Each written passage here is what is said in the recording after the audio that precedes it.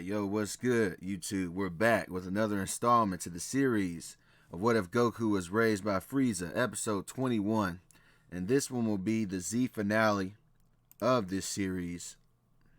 And in this episode, Piccolo is going to become a god of destruction. And we'll figure out how in a minute. But let's do a little recap like we always do. Let's recap the last episode real quick. So, in the last episode, Prince Vegeta defeated Kakarot with his new form that I decided to call Super Saiyan Pride. I'm going to call it Super Saiyan Pride. Of course, we know it as Super Saiyan 4, but in this universe, it's going to be called something different for obvious reasons. But it's pretty much the same form. But anyway, so after that, after Vegeta's victory, he banishes Kakarot off-world and takes over as the new Saiyan Emperor of the universe, leaving Kakarot to exile, recovering in a tent off-world, being helped by the Saiyan Nappa, who was revived by Kakarot years ago.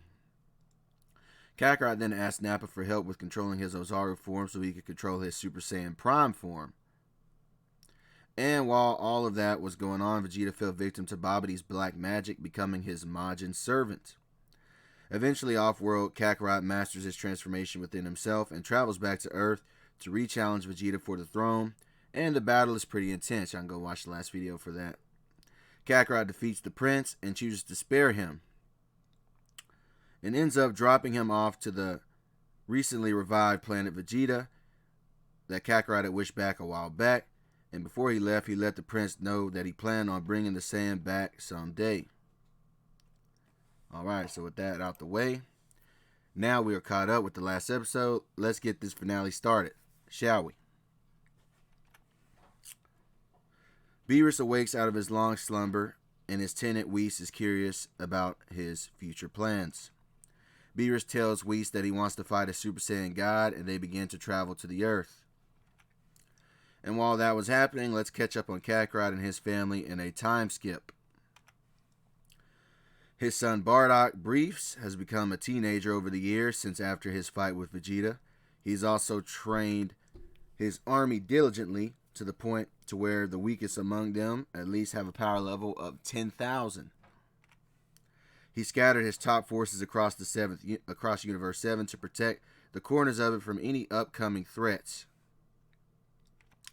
And he even trained himself on the planet of the gods, freeing Elder Kai from his Z-Sword prison, who then helped unlock his ultimate potential.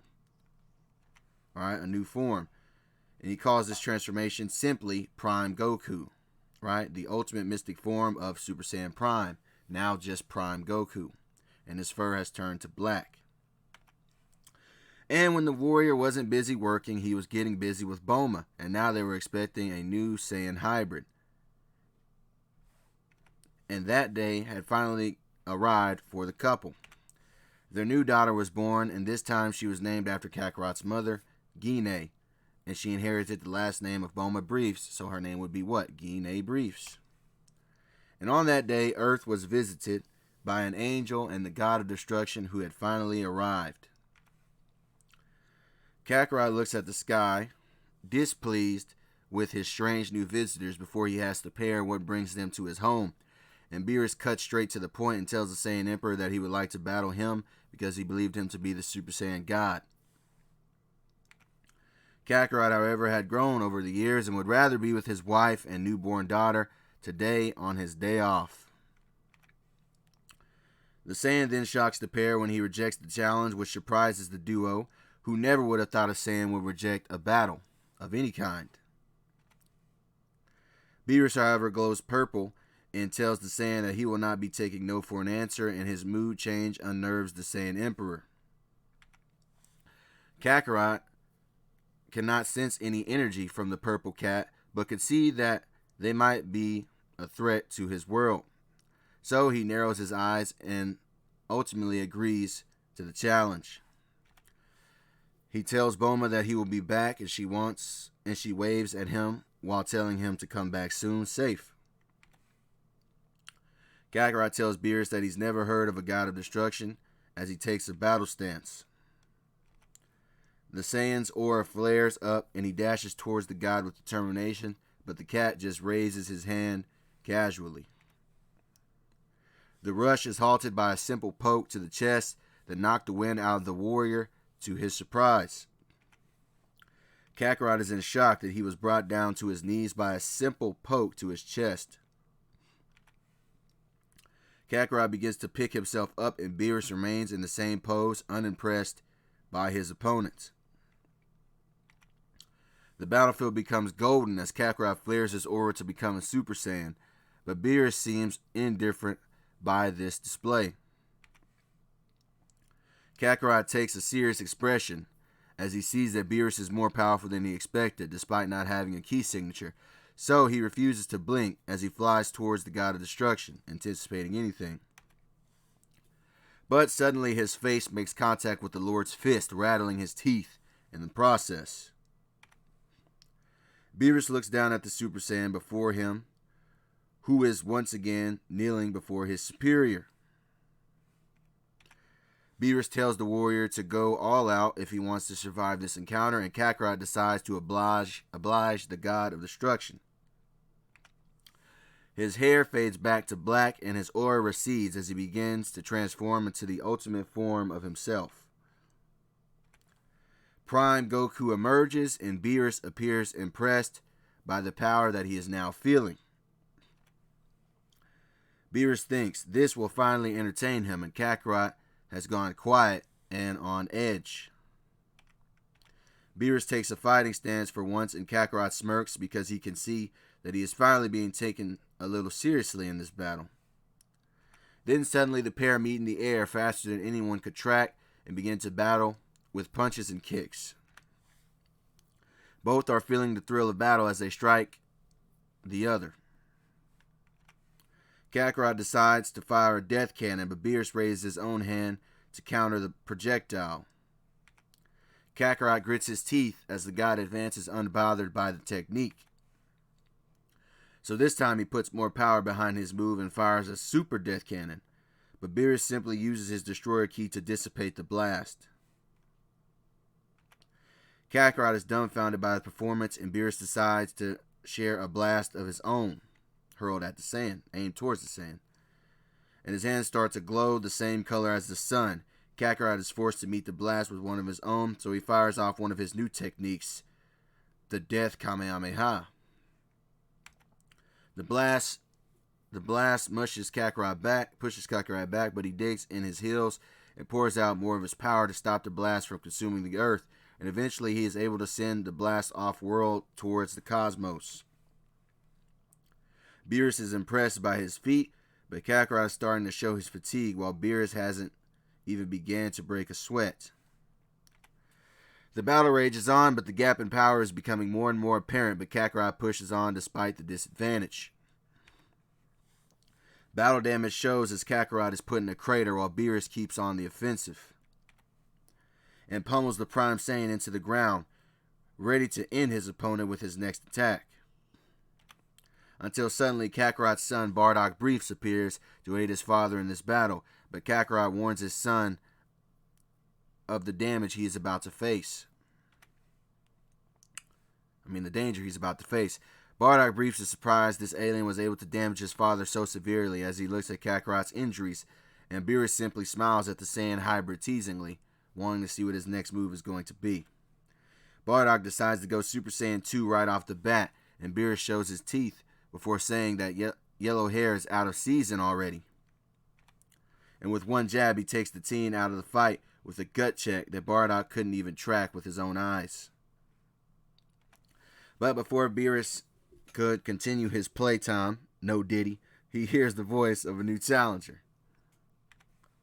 Android Yamcha arrived after feeling the force of Kakarot's blast, and the Saiyan was surprised to see him again, and even more surprised he was on his side this time. But Yamcha tells him that he is actually on the side of the Earth, and can see that it is in danger.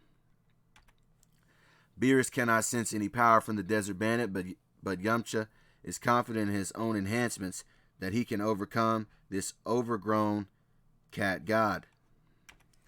Beerus sends a finger beam towards the android, but Yamcha raises his hand and absorbs the energy with seemingly no effort.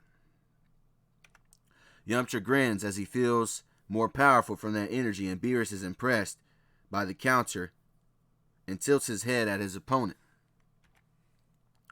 Beerus tells Yamcha that he doesn't like charging batteries for free and blitzes the bandit faster than he anticipated.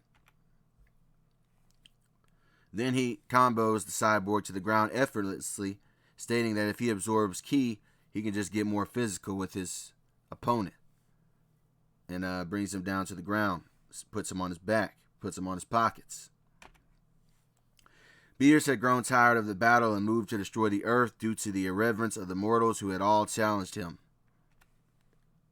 But suddenly he is stopped by the shout of Kakarot below, who was standing up. Kakarot tells the God of Destruction that he could bring to him one more fighter that could possibly be a worthy opponent for him, and Beerus is intrigued by the proposal.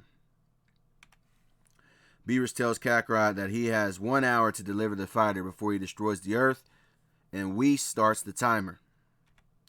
After hearing this ultimatum, Kakarot flies with purpose towards Kami's lookout, where he meets up with Kami, Mr. Popo, and his old ally Dende, who are surprised by his arrival. Kakarot tells them he needs them to fix the time chamber's door so he could release Piccolo from his prison. And Kami rejects, but Kakarot tells him this isn't up for debate, so he backs down considering the circumstances. Dende works on the doorway quickly upon Kakarot's request, seeing that Earth was at stake. Kakarot can only hope Piccolo got stronger since they fought while he was cooped up in the Room of Spirit and Time. Dende finishes the door and Kakarot powers back down to his base form and tells Dende to seal the door for about 45 minutes so Piccolo can't escape unless they come to a deal while he is inside. The wounded Saiyan warrior ventures inside the Room of Spirit and Time for his third time and looks around for his target. And even to his surprise, he feels a powerful key signature in the distance that could only be the Demon King himself. Then the warrior is rushed by an enraged Namekian with his hand extended. Piccolo begins to choke the life out of the already wounded warrior, telling him that he finally could get his revenge on the monkey invader that locked him away. Kakarot looks at his choker defiantly and tells the demon that he is the only real way out of this prison for Piccolo, so he reluctantly lets him go. Kakarot looks at his old foe, impressed, and decides to ask the Demon King how he became this strong in the Room of Spirit and Time. Piccolo begins his flashback to the day he was sealed in the White Room by the Saiyan himself. At first, he was angry at the situation he was in, but he accepted it for what it was and decided to build his own family from the inside of this prison. So he Hawk-Tua'd out an egg and started raising him afterwards. The duo would train as the child grew, and the king didn't have to worry about aging because of his eternal youth wish. And one day they would have an epic battle where the winner would absorb the other to increase their strength, and the Demon King was victorious. And after the power boost from the event, Piccolo decided to continue the cycle, where he would raise an egg and then absorb it repeatedly until he would be eternal and invincible. And that's how he had become the unstoppable force he believed himself to be today, before the limping Saiyan that had sealed him. Finishing his flashback.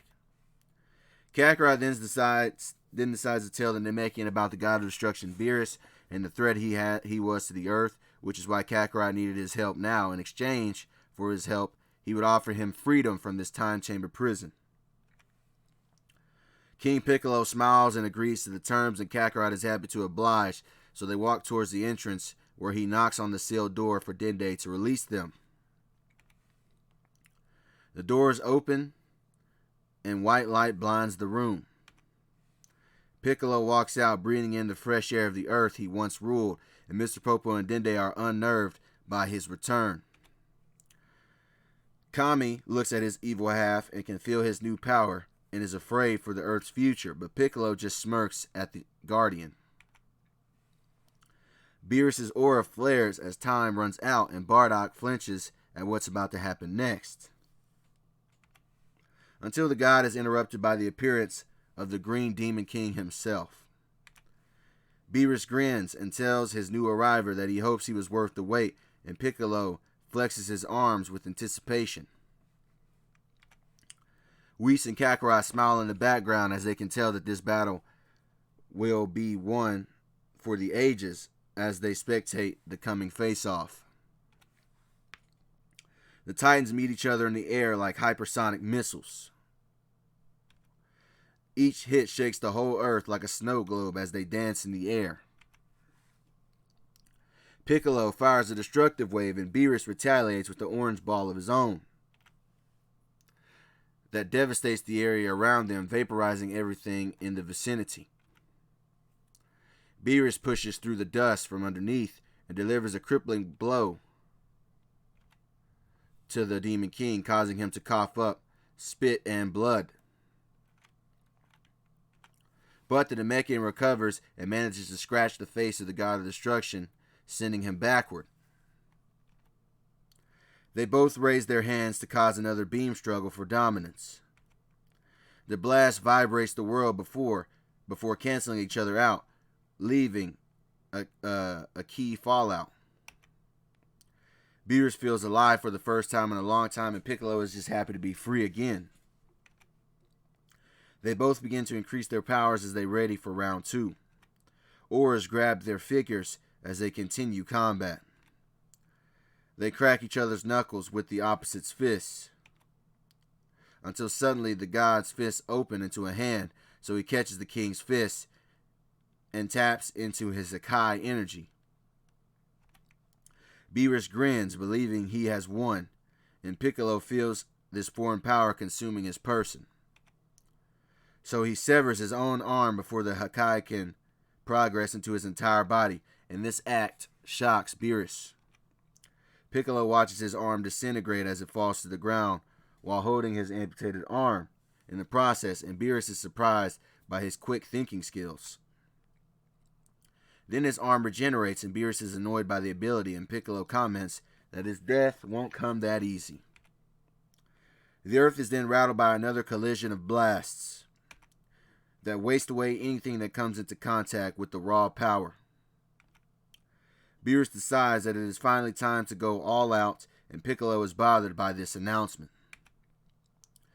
The top of his clothing is erased as he powers up once again, and Piccolo is worried about how strong he might become from this demonstration. Kami sweats as they watch the battle from the lookout. He then suddenly says his goodbyes to Mr. Popo and Dende, and the pair are confused by his announcement. Beerus touches down on a new patch of grass and dissolves the entire field just for making contact, and Piccolo takes a defensive stand from the display. And then suddenly Beerus does a series of invisible combos that Piccolo cannot even anticipate. And then Piccolo is uppercut in the air, just to see a destructive blast hurling towards him from below by the God of Destruction. The blast connects and detonates, leaving a purple light show of death mid-air. Kakarot is shocked by the display and thinks the battle might have just come to its conclusion. Beerus believes he is champion and locks eyes with Kakarot, who remains defiant despite the circumstances. Kami walks to the defeated form of his evil self, knowing what he must do to save the earth, and Piccolo thought the Guardian had came to gloat. But to his surprise, Kami had decided to become one with himself once more and fused with the Demon King. Piccolo feels like he had found the missing link to him within himself, and Beerus can sense the power as well as his head turns towards the direction of the source. The final battle is about to take place as they flex their newfound powers beforehand. The king had fused with a god to battle another, and the fight would be glorious. Blasts connect with each other like atom bombs, and the earth is impacted by the light show of death. They both can see that the battle was about to come to an end, so they meet in the air, moving the world at its core from their force, and the galaxy even feels it. The universe even feels it. until they separate from each other and Piccolo elongates his arms towards Beerus, who smiles to himself, telling himself that this is it for his opponent, because as soon as he grabs both of his stretched arms, he will Hakai him from existence. But the move was a distraction, and as soon as he began to grab the arms, his heart was pierced by some full-powered eye beams, to his surprise, catching him right off guard with a shot to the heart. The light shines on the god of destruction as blood pours from his mouth, and Piccolo watches, barely able to stand from the results of their duel. Beerus looks at his tenant in his final moments before they nod at each other in understanding, and Beerus was happy to finally find a mortal that was his equal, and Whis bids farewell to his dying lord. Piccolo crosses his arms at the outcome and locks eyes with the battered Demon King. Kakarot crosses his arms at the outcome and locks eyes with the battered Demon King. Both were damaged, but Kakarot was less so, and he thought about killing the Namekian before he could recover from his injuries, but found no honor in it and could also sense some of Kami within the Demon King. Suddenly, Piccolo was approached by Whis, who offered him the position as the new god of destruction. Piccolo agrees, happy to switch from a king to a god, and Whis bids farewell to Earth's emperor, Kakarot, after a brief conversation. After they make their exit, Kakarot offers his hand to his downed son, who is happy they managed to survive this otherworldly encounter. Bulma looks up to see Kakarot, and she says she knew he would return. And that's where we're going to wrap this story up. Now, I probably will continue this story later on down the line, but I'm done with it for now. All right, this is the end of the Z part. Let me know what you guys want to see next. The return of Goku in the DC story, or my Goku and Marvel story, or my Goku and Naruto story, or my Majin Trunks story, or any of my other stories I haven't finished yet, or something else entirely. I also plan to do discussions on this channel about things comic related and anime related. And I'm going to throw out like theories of what this could be, what could have happened, right? Like I'm about to do a video about what I want Batman 2 to be, but I doubt it will be because the Ping was so successful, which I liked, by the way. And anyway, I also plan to do discussions on this channel, and yeah, not just what ifs in the future as well. So be sure to like, comment, and subscribe. I'm going to go ahead and get up on out of here. Peace.